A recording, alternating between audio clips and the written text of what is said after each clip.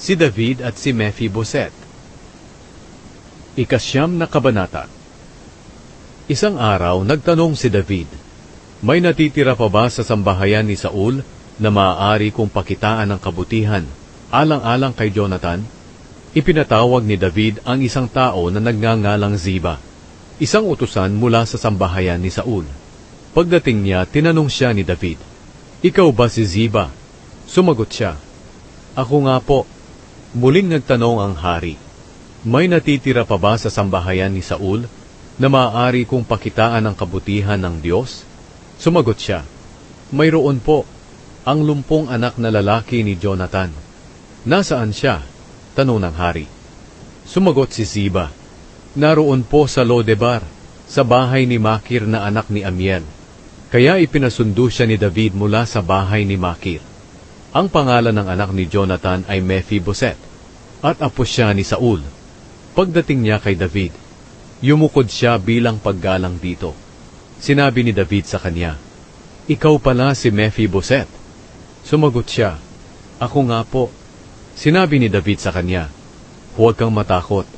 Ipinatawag kita dahil gusto kitang pakitaan ng kabutihan, dahil sa iyong amang si Jonathan.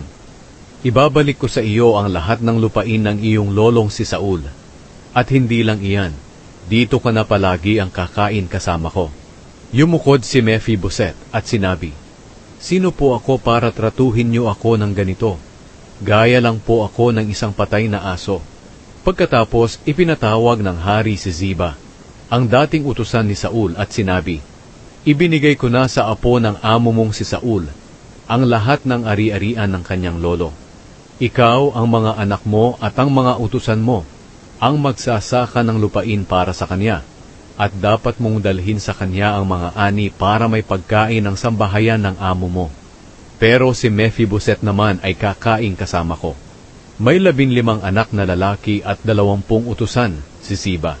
Sumagot si Ziba sa hari, "Gagawin ko po, mahal na hari, ang lahat ng iniutos nyo sa akin na inyong lingkod." Mula noon, palaging kumakain si Mephiboset kasama ni David, na parang isa sa mga anak niya. May bata pang anak na lalaki si Mephiboset, na nagngangalang Mika. Ang lahat ng miyembro ng pamilya ni Ziba ay naging utusan ni Mephiboset. At si Mephiboset na lumpo ang 2 paa, ay nanirahan sa Jerusalem, at palagi siyang kumakain kasama ni Haring David.